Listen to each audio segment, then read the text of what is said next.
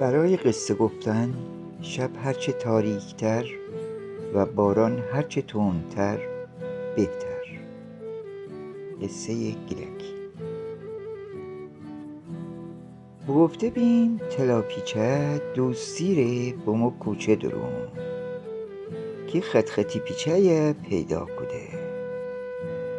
خطخطی خورم دوست بود ولی همش انتظار این فرکشه. تلا بورسه کیه تی دوست تی منستن اتو خط داره از کل جور تا پاچون بود. خط بگفته مره نمنه. بعد خود جاسر جست بزه بگفته بومو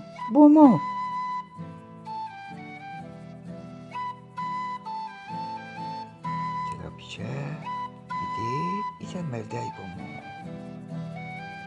ای پیچه منسته عصا داشته ریش داشته حمله به جور حمله به جیر.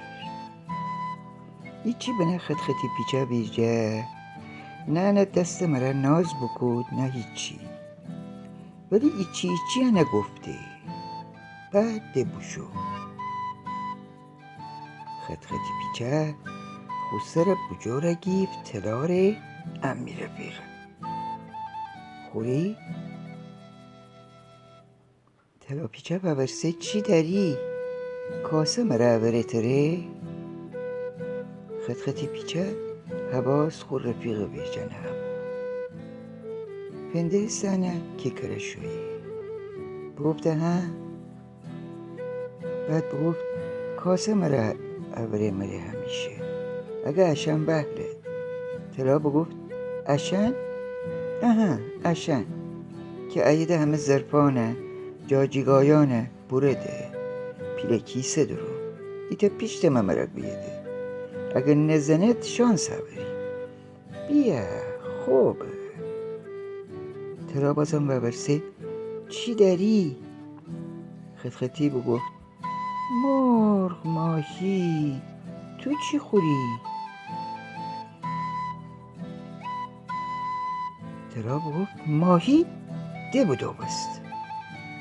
وقتی فرسه نفس مرا خود سر بخود ظرف درون بو بکشه بخن ماهی جان تی سر قربان ماهی جان تی دوم قربان. خطخطی بگفت شعرم که دنی.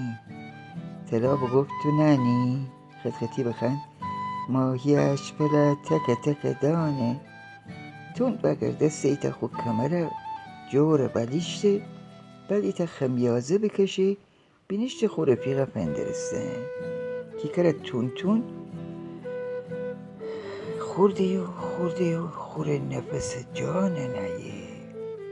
بگفته از خطخطی پیچه بگفت ایتا تاتار داری مایه شناسی؟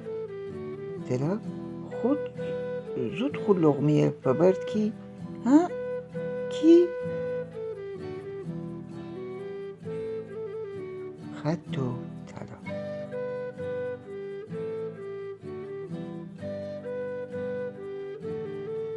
پایان قصه.